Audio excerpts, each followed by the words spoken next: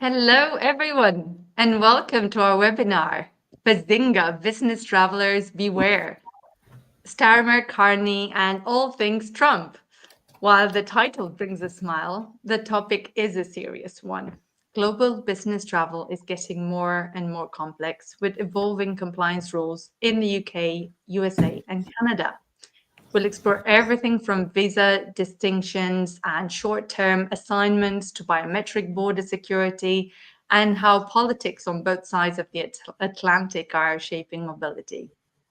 And yes, we'll leave room for your questions at the end. So, to our audience who's joined us from all over the world, please start thinking about those tricky, sticky travel situations you've encountered and do let us know in the comment section all of your concerns and questions.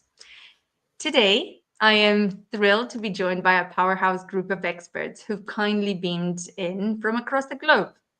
So from the UK, we have Claire Nelson, bringing deep insights into post-Brexit compliance and what HRs need to know about ETA, among other lovely acronyms. Welcome, Claire. Thank you very much. Pleased to have you here with us. Do you want to share a few words about yourself with our audience? Sure. I'm Claire Nelson. I'm counsel in the UK office of law firm Faegre Drinker. I'm a lawyer who's qualified in 3 jurisdictions. I'm qualified in England and Wales, but I'm also qualified in New York in the United States and also in the Caribbean in Trinidad and Tobago. I've lived and worked as an immigration lawyer in all 3 of those countries. I'm a past chair of the Global Migration section of the American Immigration Lawyers Association, and I'm also currently listed as a global thought leader in the Lexology Index. Thank you. Thank you. Thanks for being here with us today. Thank you, Claire. And all the way from the USA, we've got Catherine Betts, who will guide us through the new US regulations and what employers need to know about keeping people compliant without triggering a federal inquiry. Catherine, can you please tell us a few words about yourself? Happy to be here today. My name is Catherine Betts. I'm a senior immigration attorney with Faegre Drinker. I am based in Washington, D.C., so kind of right at the helm of the White House and all of these U.S. immigration updates. I've been practicing immigration law for over a decade. I primarily work on U.S. inbound immigration matters, so temporary U.S. work visas, as well as permanent residence processes and advising employers of all scales, sizes, and across industries on these complex matters. It's brilliant. Thanks, Catherine. We love having you with us today. Thank you. And from Canada, we have Lainey Michelle Appleby, who will help us understand the differences between business travel, work travel, and much more. Over to you, Lainey. Thank you. Good morning and afternoon, everyone. As Dana said, I'm Lainey Michelle Appleby. I'm a partner at Guberman Appleby Immigration Lawyers in Toronto, Ontario, Canada. I've practiced exclusively in this field for over 20 years. I serve a range of clients from individuals, families, high net individuals, and Fortune 1000 companies. So we do it all, temporary, permanent, and try to help everyone navigate through this continuingly complex world of business travel and working abroad. Thanks, Lainey. Thank you for being here with us today. Thank you. My pleasure. And last but not least, Giulio, joining us from Europe, who will round out the discussion with labor, tax, and strategic compliance advice from a global perspective. Giulio, can you tell us a few words about yourself, please? Yeah, sure. First of all, welcome, work colleagues. It's a very impressive background that we have here. So it will be a very rich debate and discussing the topics.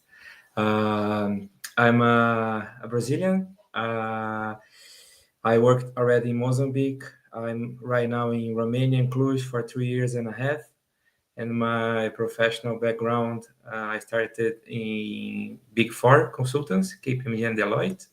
And then I moved to the client side. And then now I move back again to the consultant side on xpath.global. So that's it. Thank you. Thank you. You do bring a unique set of experience, having been in all of these various roles. And we're very lucky that you're here with us today. Thank you, Giulio. Thank you. Before we start, I just want to give a big shout out to the team at xpath.global that made this event possible. And just to remind everyone, xpath.global is the creator of the global mobility platform that's redefining how companies and individuals access immigration, relocation, tax, and moving. Xpath offers a unique marketplace for global mobility services available in 183 countries. So with over 60,000 vetted services, both B2B and B2C, so including your transferees can access these wide range of options with transparent pricing, coordinated delivery, and clear service standards. This platform is built for HR, mobility professionals, suppliers, and transferees alike, because xpath.global really is simplifying vendor management and it's helping companies enhancing the mobility experience. If you'd like to learn more about our solution or join our global mobility community, please join the link in this. We'll share throughout the session and reach out to us separately. But we're excited to dive into today's topic, and we've got some burning questions for our panelists today. We also expect to receive your questions in the comments. So without further ado, we'll jump right in. So we'll talk about strategic compliance, and we'll start off with a question on how should HRs adjust their global mobility policies in response to the UK's new electronic travel authorization requirements effective January 8th, 2025 for US and Canadian travelers? Sure. So let me pick that up as the UK lawyer on the panel.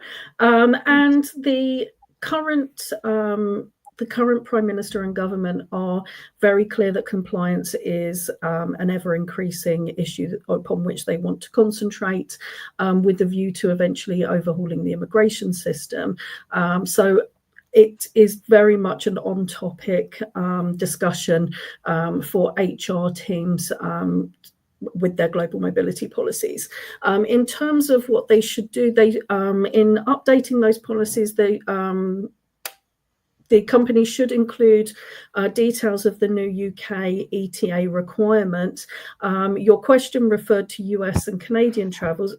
Obviously, it does refer to they are two of the countries that have to complete ETAs to visit the UK, but it does also apply broadly to all countries worldwide where the people have not applied for a visa. They do now have to complete the ETA.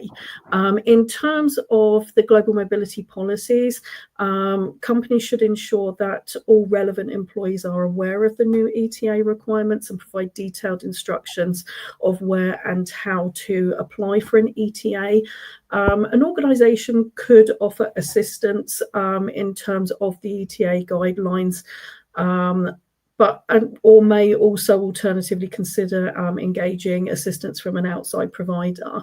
The organisation should encourage employees to plan their travel suitably far in advance to allow sufficient time for the ETA application process, because it can take a couple of days for that to go through and be approved, and also develop contingency plans for employees whose applications are denied. The HR teams might also like to incorporate the cost of applying for an ETA within their budget and monitoring the implementation of the new ETA requirements, simply because they're so new at the moment. In terms of denials of ETAs, anybody denied an ETA will be instructed to apply for a UK visitor visa. and organisations should encourage their employees to submit ETA applications early, so that if their ETA is denied, they still have sufficient time to apply for a UK visitor visa if it's needed. And it's incredibly important to note that the rules for ETA applications regarding criminality are much more restrictive than those for UK visitor visas. So what that means from a practical perspective is that organisations should be mindful that their employees who have committed any criminal offence within the past 12 months before the ETA application are likely to be denied the ETA and have to apply for a visitor visa. And we have seen this most commonly, for example, with US citizens who've had a DUI in the last 12 months, very low level, but resulting in a denial of the ETA. So sometimes it makes sense just to give consideration of waiting until 13 months after the drink driving offence before applying for the ETA, because then it simply isn't an issue. I know that Lainey, you had some things that you wanted to talk about with respect to drink driving in Canada. Let me pass over to you. Sure. So in Canada, the basic entry documents are a temporary resident visa from citizens of visa required countries, and for individuals from non-visa required countries, with the exception of US citizens and US permanent residents. They also need to apply for the Canadian version of an ETA. Anyone seeking entry to Canada does need to be criminally admissible. And again, with people seeking entry to Canada, we do commonly run into the issue, particularly with DUIs. I think in particular with people from the US, the issue is that in a lot of states, that's treated more like a traffic violation as opposed to a full-on offense under the state criminal code. So people get a little thrown off in terms of disclosing that as criminality. But likewise for people applying for an ETA, when you're going through the online form, if you check off that you have had criminality in your past, it is going to kick you into a situation similar to what you just described, Claire, where there would then need to be a subsequent and direct application to the Canadian embassy or consulate responsible for that location. So, that's something that is sort of similar with respect to the ETA processes for both of those countries. Okay, it looks as though Donna's lost her feed at the moment. So in terms of our next question that we received, the question was, considering the upcoming implementation of the European Travel Information and Authorization System, ETIAS, how can HR professionals prepare their workforce for travel to EU countries? In terms of that question, ETIAS is proposed that it will be very similar to the UK ETA or the US ESTA program. So in terms of how to prepare for it, the answer is basically exactly the same as we've already given for the UK. Ensure that the details are within your global mobility planning. Ensure that your employees are aware of it when it comes into force, and ensure that basic details are available in terms of what should happen if there is a denial, and allow plenty of time.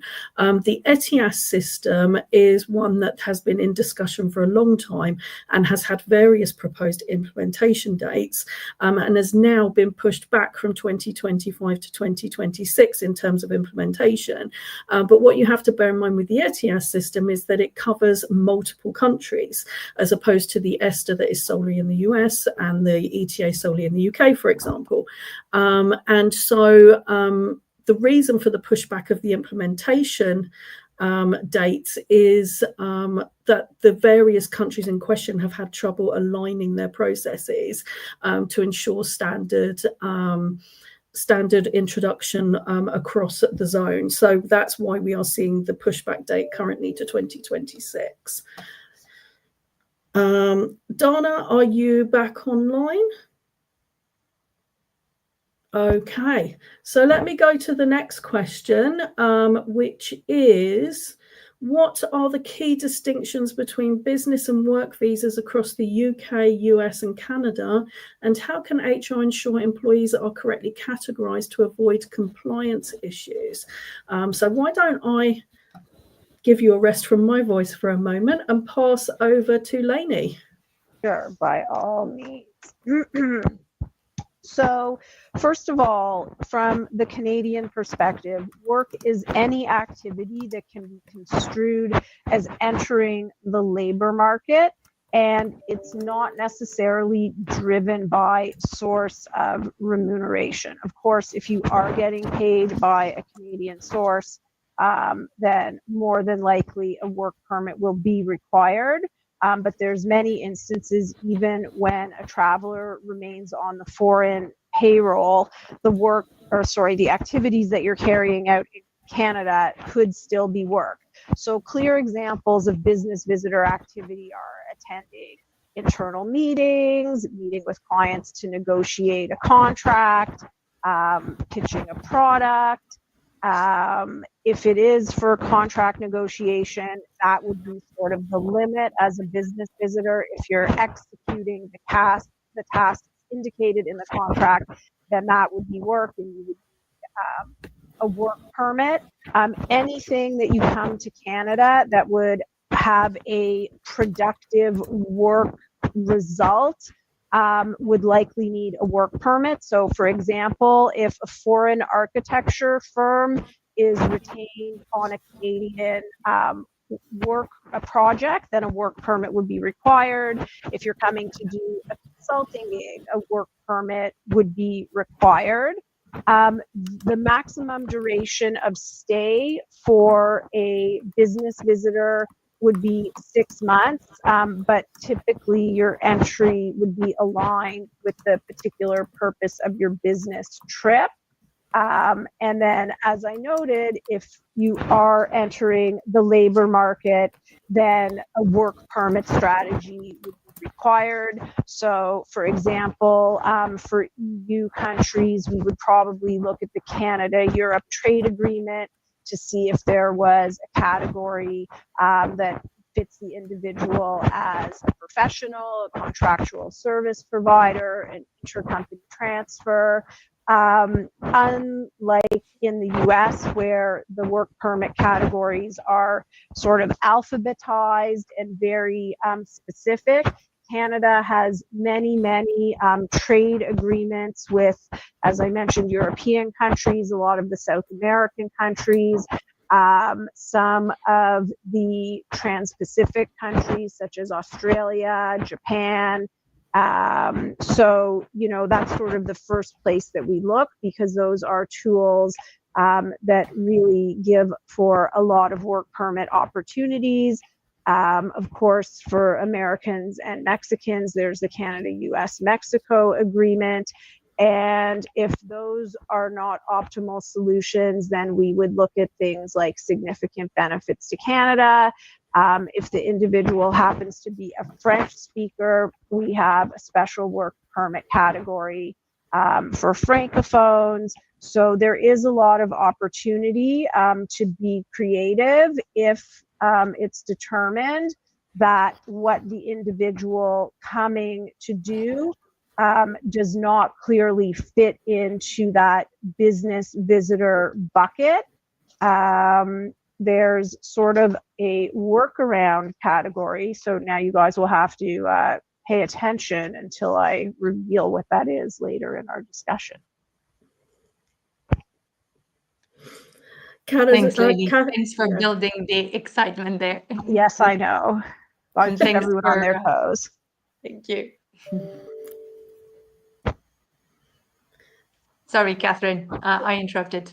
Oh, no, I can pick up on the US side here, as there are a lot of parallels between Canada and the US and how a business visit and work are defined and navigating those distinctions.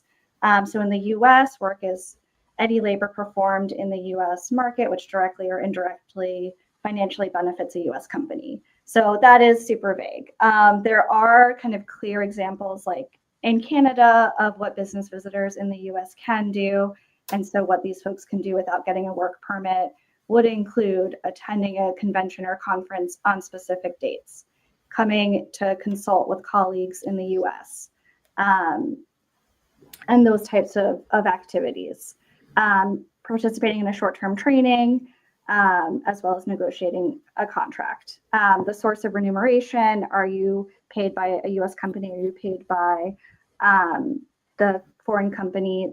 That's again not determinative. Like in Canada, if someone's coming in and on the foreign payroll and their activities don't fall within the business visitor rules, they're going to need a work permit. Business visitors can't study, they can't work, obviously. They can't perform if they're like an artist before a paying audience. They can't, work for foreign press, radio, film, journalism. So there are also clear examples of what business visitors cannot do. So again, if, there are lots of gray area kind of borderline cases that need to be vetted with your U.S. Immigration Counsel in terms of, what's my appetite for risk here? What's the risk aversion? And do we need a work permit? And then in terms of options available, we can get into this more in terms of talking about short and long-term assignments in the US. But we have a limited universe of US work visas that are available. There are treaty-based US work visas if you're a national of Australia, of Mexico, of Canada. There are options there. There are visas reserved for people of extraordinary ability, as well as the intra-company L transfer visa, which is probably leveraged by many folks on this call who are multinational corporations and moving their folks across border. Claire, is it back to you to talk about business? Yeah, thank you, Catherine. So in the UK, the business visitor purposes are very similar to the US and Canada, but in my opinion, slightly broader as compared to the US. So, you can come in as a business visitor for the classic, attending meetings and conferences and training and negotiating contracts. But there are a few more things that you can do as well that you can't necessarily do in other countries. So, for example, earlier this year, there was introduced the concept of being able to work in the UK as a visitor as long as the working was ancillary to your visit. So, for example, if you come into the UK for a week on holiday to visit family and you want to fire up your laptop in the evening to answer a couple of emails for work, that will be fine now as a visitor visa, as a visitor, which it wasn't previously. As long as the main purpose of your visit to the UK is something that falls squarely within the visitor permitted activities, that ancillary work is acceptable. What you can't do is come to the UK as a visitor and accept paid or unpaid work unless you have the correct work permit or authorization to do so. As a visitor to the UK, you can generally come for up to 6 months. And you may be asked to demonstrate that you are a genuine visitor and will depart at the end of your trip. The main work category that we see, there are loads of them, but the main work category that we tend to see on a day-by-day basis is that of the skilled worker visa. The skilled worker visa is for long-term employment in the UK for a UK-based employer. It can be issued for up to 5 years with the possibility to extend or apply for settlement in the future. But the visa is tied to the employee's specific role with a specific employer that's sponsoring them for the visa. And if they have a change of employer and potentially some changes to their role, then there will need to be a new visa application submitted. Typically, this type of visa requires a job offer from a licensed UK employer who has a sponsor license. The individual has to meet the skills and salary thresholds and English language proficiency in order to be issued with the skilled worker visa.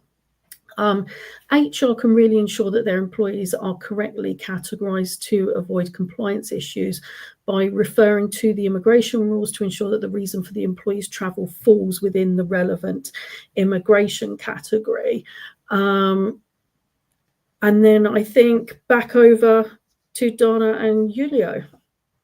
Thank you. Thank you all. And thanks for standing in for me when I had my technical glitch. No problem. We've got you, Donna. Thank you. Always having my back. I appreciate it. Thank you. And I want us to talk briefly, to insist on compliance and compliance challenges. And I want to turn to Julio now, because Julio's got this over a decade end-to-end experience in global mobility and has seen the industry from every angle. So as an expat, as an in-house HR mobility expert, and now as a service provider with xpath.global. He talked briefly about his journey spanning across multinational giants that led mobility programs and managed various compliance, cross-border compliance, and supported the strategic planning and the operational delivery in Europe, LATAM, and Africa. Now, Julia, with your background complying strategic insight and hands-on execution, I want to ask you if you can add on the UK side.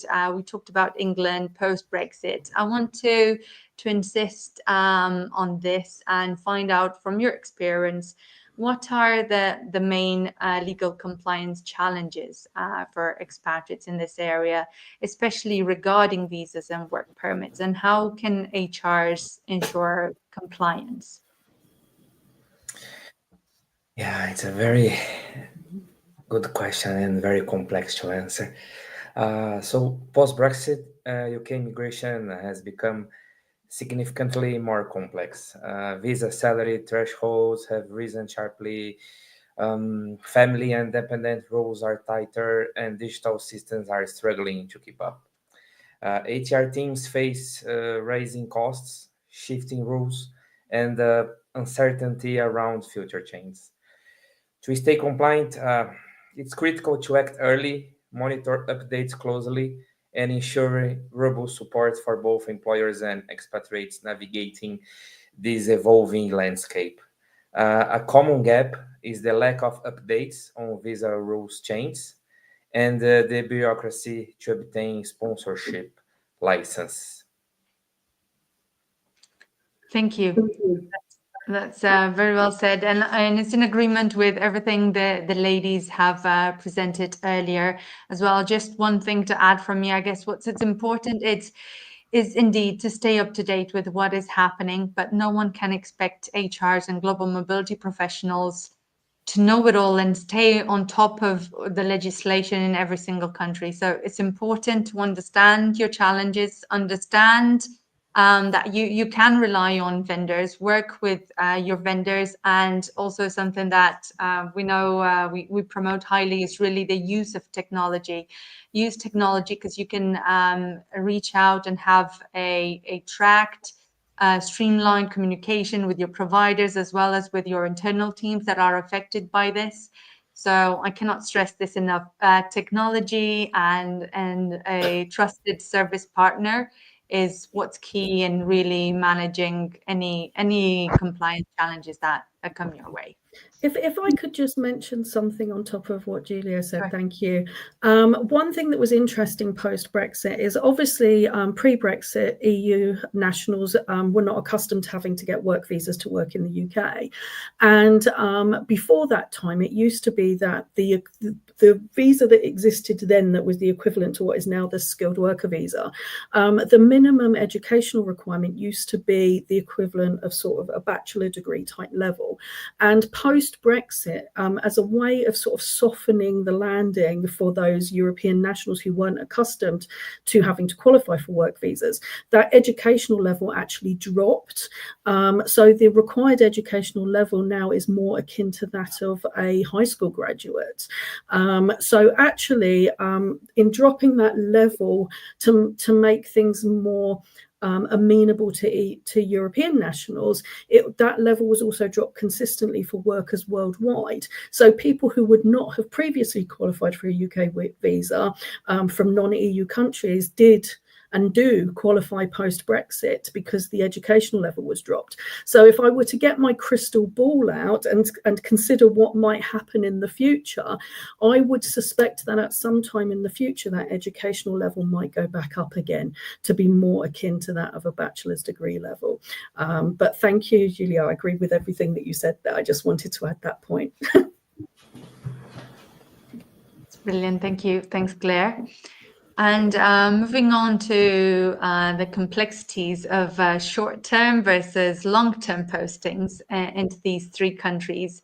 Ladies, can you please help me understand from your experience and from the tips that you give your clients, how can organizations navigate these immigration complexities for these two categories of assignments? Right. So for Canada, as I mentioned before, it's not necessarily about duration, it's about the tasks. But clearly, if someone is intending to come to Canada for longer than 6 months, there needs to be a solution. But this nice little short-term option that I was previewing before, for individuals who are in what the government categorizes as highly skilled jobs, so they call that tier 1 and tier 0, so typically occupations that require at least a degree, so accountant, obviously C-suite level people, certain highly skilled trades, but those are a little harder to slot into this exemption. If individuals in those roles are coming to Canada to do actual hands-on work for either a period of 15 days or 30 days, there is a special exemption to a work permit category. So the sort of restriction, if you will, is that if you take advantage of the 15-day entry, you can only use that once in a 6-month period. If you use the 30-day work permit free entry, you can only use that exemption once in a year. So if that individual needed to come back to Canada again, either within 6 months for the 15-day or within a year within the 30-day, then a specific work permit application would be made. But that is a great workaround. It's a relatively new option that came in within the past few years. And it is sort of interesting in light of kind of the Carney, perspective on immigration. And I mean, that really predates his becoming the prime minister just a couple of weeks ago. The Liberal Party, which Carney is a member of, when they laid out their immigration level plans for 2025 to 2027, they indicated that their focus would be on economic growth, but also controlling immigration as a result of the overwhelming immigration intake in the years following the pandemic that contributed to healthcare and housing issues. So despite the implementation of great workarounds like this, for temporary residents, which covers workers and students, their goal for 2026 is actually to reduce temporary residents by 5% of the total Canadian population. So between 2025 and 2027, the goal is to reduce temporary residents coming into Canada by 130,000 individuals. And likewise, there's now a focus on reducing permanent residence intake although that's not as dramatic. That will only go down by 30,000 overall during the same time period. But it's going to be a more targeted focus for permanent residents, where the government is really going to be selecting candidates who are in very niche industries or categories. So, for instance, healthcare. There's a new education targeted sector, skilled trades, and there's also a big focus on francophone immigration outside of Quebec. So I just sort of wanted to throw that in so that we're making sure we're covering Prime Minister Carney's view on immigration. That's great. Thanks, Lainey. And Claire, do you want to add something for the UK? Yeah, that's so interesting what Lainey was saying about Canada, because the prevailing sort of government viewpoint in the UK, they always talk about the reduction of net migration. And in terms of how is net migration calculated, in essence, net migration is the number of people coming into the country minus the number of people leaving the country.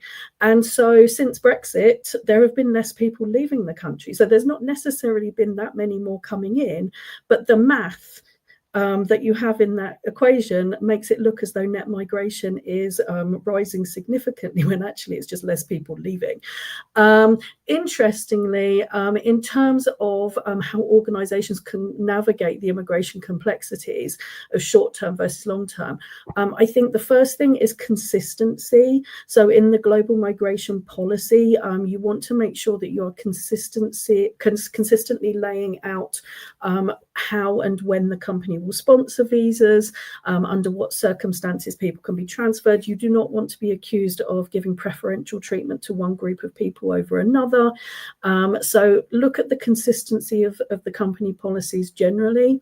In terms of short-term assignments, I agree with what Lainey was saying. For Canada, in the UK, you want to be looking not only at the duration of the visit and not only of the source of payment, but also the activities that are going to be undertaken in country to ensure that they are activities that are permissible as a visitor, or if they need a work visa. In terms of longer postings and also the work visas that are available, some work visas in the UK lead to the possibility of applying for settlement, and some do not. So more specifically, the skilled worker visa that I mentioned earlier does lead towards the possibility of applying for indefinite leave to remain after 5 years. Whereas, for example, the visa that is used for intra-company transfers does not. The person has to leave at the end of their visa stay. So if there is a possibility that the company and the individual might want to be in the UK for more long term, consideration has to be given as to which work visa category is being applied for at the beginning to keep those options open in the future. Catherine, how is it in the US? Yeah, I love hearing kind of the universal truths across the UK and Canada and the US in terms of, companies really need to consider what are these employees going to be doing in the US versus is this a short term or is this a long term assignment? And then in the US, we're looking at what is the job that's being offered, what's the assignment that this person is being put on in the US, and then what are their credentials and what is their country of nationality to determine, what is the best approach for this person, for this company. For most temporary, US work visas, there's an initial, period of admission validity, and then often they are renewable. And so are we looking at someone who wants to, be in the US for 5 years? You maybe need an initial 3-year visa, renewable for 2. So understanding what is the total time allowed in a work visa, what's the initial time allowed, and then what's the total time allowed to potentially allow for a runway for permanent residency, right? So is this intended to be an assignment where someone's going to the US for 3 years and then coming back to the home country? Or is there an intent to make that assignment more permanent? And is there flexibility in that? You're going to want to look at the best visa option to, allow for that possibilities, because certain US visas do allow for someone to apply for permanent residence in the US, and others it is more difficult to do that. With the Trump administration now, we got to talk about Trump, right? as of January 20th, he was the president, and so immigration policy has been shifting quickly and dramatically in the past 108 days. And so companies need to consider kind of the lead time and prep time needed to prepare really strong work permit applications. The processes have not changed. So in applying for visas, certain petitions need to be pre-approved by the Immigration Service before someone can apply for their visa stamp at a U.S. embassy or consulate in their home countries. Some visa applications can be applied directly at the U.S. consulates. Those general forms that are filed supporting documentation that is needed, that has not changed, but the scrutiny under which those applications are being reviewed, that has changed. We're seeing increased vetting, enhanced screening of all foreign nationals coming into the US and applying for visas. And so we're starting to see from the Immigration Service more questions about cases that may have been approved more quickly under the prior administration. And so really, just being prepared at the organizational level of the lead time, the prep time that you may have some control over in partnership with your immigration counsel, or if you're doing it in-house, as well as knowledge of what the government processing times are going to look like in this era of increased scrutiny. Thank you all. Thank you. Now, Julia, is there anything you want to add in regards to labor and tax obligations, considering the short-term, long-term? I guess they do have certain different implications for companies. Is there anything, again, companies should consider when relocating employees? Yes. So if you are individual going to UK to work, it's very important to define the type of visa that you have, the whole type, how many days in a tax year you are spending in the UK. So in UK is quite different for other countries. So other countries could have a tax year as the same as the calendar year. In UK is from April to April of the following year. So it's very important that sometimes the business, the companies just check, they will spend less than 183 days or more, depending on the case, between flights back and forth. So it's very important to check this, because sometimes just because of one day of physical presence in UK, you will become a UK fiscal residence. And after this, you should comply and pay all the taxes related to the entire period. As Claire mentioned very well, UK, the immigration policy UK is to reduce drastically the volume of foreigners. And with this, organizations must access duration, role type, and right to work compliance early to align with home office rules and avoid delays and fines on their process. Thanks, Julio. And you brought back some memories from my assignments, speaking about tax calendars and tax residency. Definitely something very important. And again, I want to urge people to think about tracking this religiously, because it is one of the things that can catch you out, and you're likely to experience fines and other repercussions if you get it wrong, or you get an audit and you haven't complied or paid the tax in the countries that you were liable to pay them in.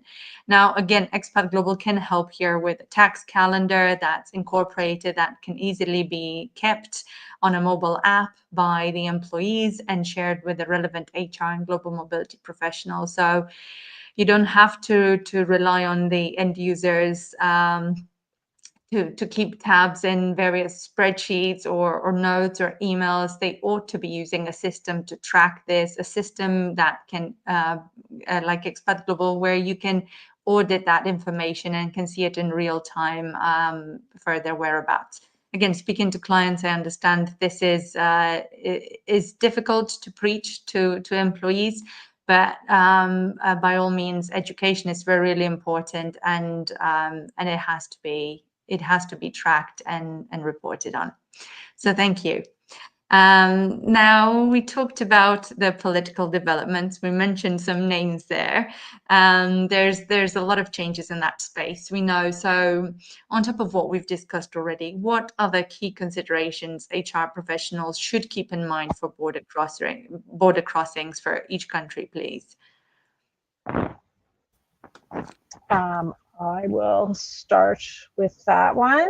So interestingly, Canada's port of entry hasn't really changed to any great extent, unless it's a circumstance where someone is making a refugee claim or entering irregularly at an unauthorized crossing. Other than that, it's pretty much business as usual for business visitors seeking entry to Canada, for people who have either been approved in advance for a work permit or who are making their work permit applications upon arrival. So my general guidance is the same as what it's always been. You need to be prepared with the appropriate documents to support your entry. Whether you're coming as a business visitor or in furtherance of applying for a work permit, always be truthful and honest. Listen carefully to the questions that are asked. If it's a yes/no question, give a yes/no answer. And also only answer the question that's asked. They don't, care about your life story, your mother, your pet dog, whatever. Stick on track. Let them get their job done, and then they will be able to get you on your way. And then again, as I already alluded to, for the HR professionals, make sure that you know whether your travelers require an actual visa, a temporary resident visa, or whether they're just on the ETA list. And again, as I've mentioned, but sometimes this gets overlooked, especially if the HR professionals are stationed outside of the US, but US citizens and green card holders do not need the ETA. US citizens need their valid passport, and green card holders need their valid passport from their country of citizenship plus their valid green card. But there's sort of nothing crazy or wild going on in terms of more device checks or social media checks or anything than there has been previously. Thanks, Lainey. And Lainey's done my job for me perfectly, because my answer for the UK is more or less the same. Be truthful, be honest, have the correct paperwork with you, only answer the questions that you are asked, and be aware of the new ETA requirements. So well done, Lainey. You answered my question for me as well. Thank you. I'm Fab job. I'll echo those comments too, with the caveat that we are seeing increased scrutiny at borders. So having that documentation ready is more important than ever. If you're coming in as a business visitor, make sure you have the business invitation letter from the US company, a confirmation of employment letter from your company outside the US, recent pay statements, really kind of over document the short-term nature of your visit and how that comports with the business visitor rules. If you have a work visa and you're traveling, a US work visa and you're traveling, make sure you have a copy of the petition that was filed with the Immigration Service or lodged at the consulate. Make sure you have your passport and visa in hand, unless you're visa exempt. And yeah, just prepare for longer waits at the airport and additional questioning by Border Patrol. Also note that there have been more instances of electronic device seizures and searches. And so companies need to think about how they're advising their employees on bringing their laptops and mobile devices. We prepared a handout on travel that will likely be disseminated after this webinar too, that has more tips and tricks on entries. Yes, that's brilliant. Thanks for adding that, Catherine. We do see that some of the questions that are coming up as well have got answers in those materials that you guys have prepared. So we'll definitely distribute those together with the key takeaways of this session. Now, mindful of the time, we've still got some pressing questions we want to ask, and we'll jump again and discuss about the USA introducing the new registration requirements for travelers staying over 30 days. So, Catherine, on top of this, what do HR professionals need to know, please? Yeah, I mean, one, they need to know that this is a new requirement. So it applies to all non-citizens age 14 and over who are in the US for 30 days or more. The Immigration Service does have an online tool that's really helpful that people can self-check based on the specifics of their background and their case if they do need to register. So we always direct people to the website now to kind of self-check that. Adults are required to carry proof of their registration. So anyone 18 and up needs to carry that proof. Companies should know that most of their folks who are in the US on a work permit or even business travelers are likely already considered registered. So they may not need to complete that application and complete that biometrics requirement in the US. So there's a list of people that are already considered registered if they have specific documents, including a green card, if they had entered the US on a non-immigrant visa that was issued by a consulate, and they have an I-94 record that's retrievable online, they can pull that. Foreign nationals who applied for permanent residence in the US and went through fingerprinting through that process are considered registered. So likely for most, organizations, for employers, their folks are likely already considered registered, so it's nothing to panic about necessarily, but non-compliance does carry serious consequences. There is a penalty financially as well as possible jail for non-compliance. And so this is something that, companies need to be watchful of and alert their employees that this is a requirement that exists. One area to also note is that children who are turning 14 in the US will need to register. Their parents or guardians will need to register on their behalf.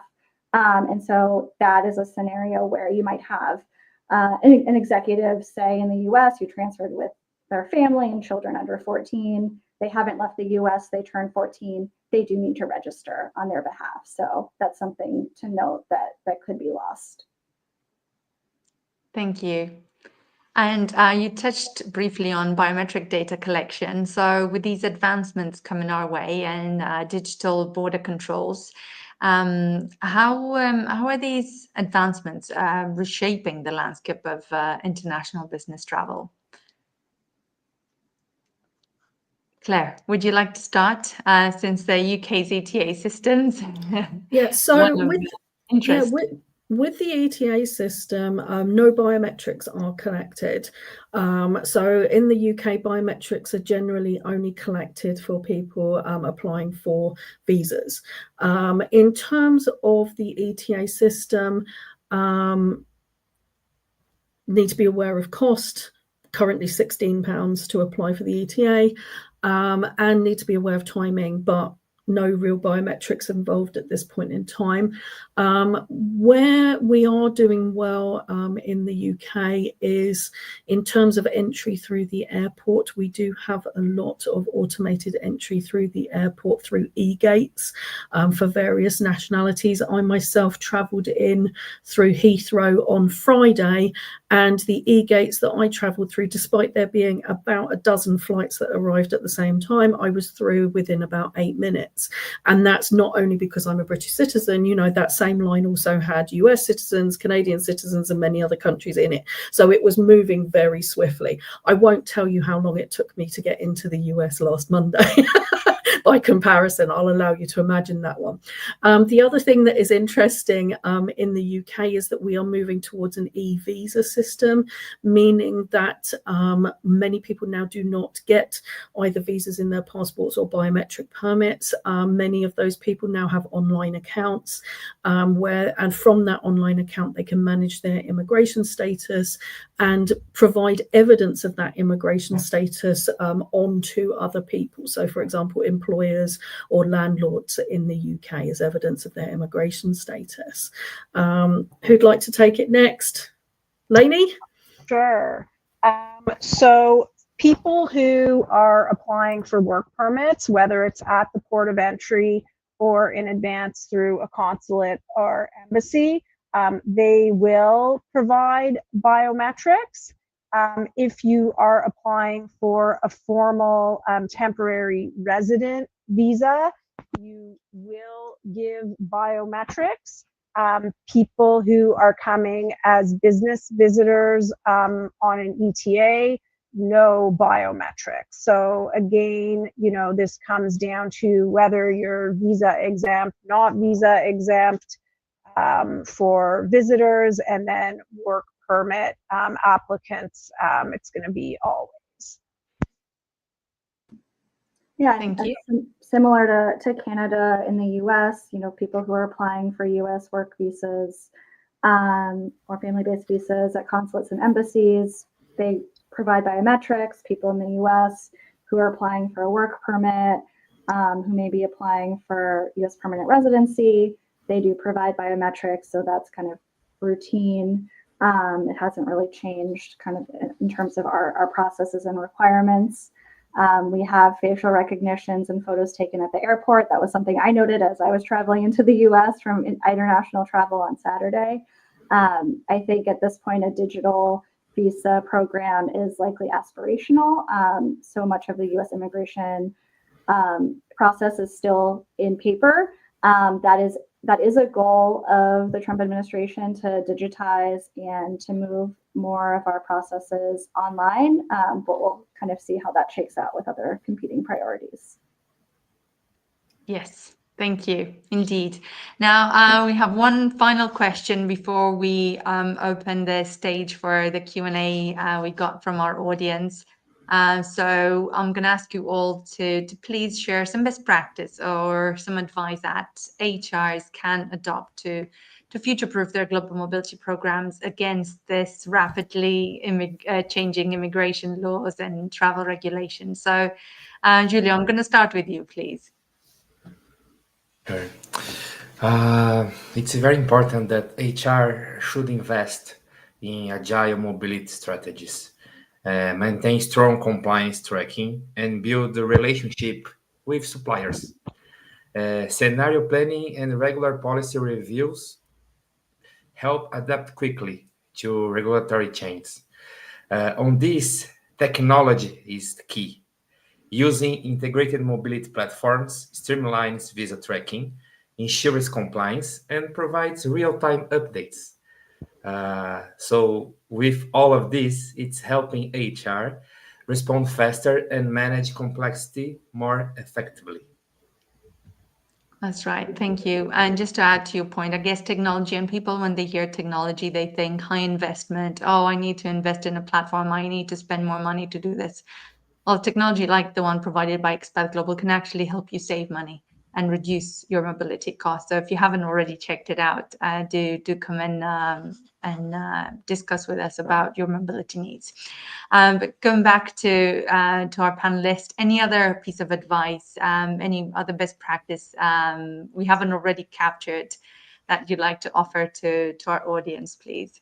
Yeah, sure. So in addition to what Julio just mentioned, you're also going to want to check in with your trusty immigration lawyer. A good source of information is following the firm's social media for up-to-date information. And I think most critically, do not just rely on what you did last time. The world has potentially changed quite dramatically since then. So it's good to have experience and the ability to rely on similar situations, but like last time is dead. And for the UK, what Lainey said, I agree with her 100%. I agree as well. For the US, if you have US offices, make sure that you're auditing your compliance files, that your Form I-9s are up to date and squared away. If you have H-1B and E3 workers, that your public access files are up to date and squared away. There is, more enforcement.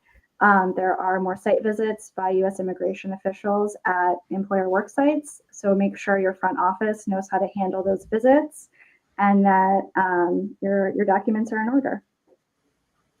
And Catherine, I was in the US last week and I did not take my laptop or my mobile phone. How do you feel about current reports of searches at the border? They're happening. There's certainly like a level of risk appetite, risk aversion. So I know some employers are advising exactly as you've done, Claire. Don't bring your laptop, bring a burner phone if you need a mobile phone, or sending employees with clean laptops for business travel. You don't have a lot of rights at the border in terms of searches and seizures of your electronic devices and mobile devices. So, that's certainly a consideration for employers to consider at an organizational level. How are you advising your employees on business travel? And how are you safeguarding sensitive, company information on those devices as well? So I think for most of our clients that are traveling into the US that have valid work documents, are traveling for a valid business, visitor visa purpose, it is typically business as usual. There might be increased scrutiny. Claire, you have your firsthand experience to kind of talk through that, but yeah, devices are being searched. And so you do want to prepare accordingly if that does happen for your workforce. That's a great point. Thank you. Great question, Claire. And thanks, Catherine, for confirming about the additional scrutiny. We're closing to our session. We could talk about this for days. I do want to open up quickly for the Q&A section. Thank you for everyone who stayed up till the end of the session listening to us. We got some questions coming in from Reka already. I can see Catherine's answered one of them in the chat. I guess if there are any additional questions that haven't been posted yet, this is your chance to do so. We'll try to capture as many as we can in the next 10 minutes or so. And those that are slightly more personal or complex, we will also take them away and get back to you personally with an answer from the experts. So don't shy away if you've got any particular questions that weren't answered during the session. You can post them in the chat now, and you will get an answer either in the next minute or straight in the following days after the call. I truly appreciate the comments, and we got 2 questions from Reka. I guess, Catherine, you were able to answer one of them, and we received another one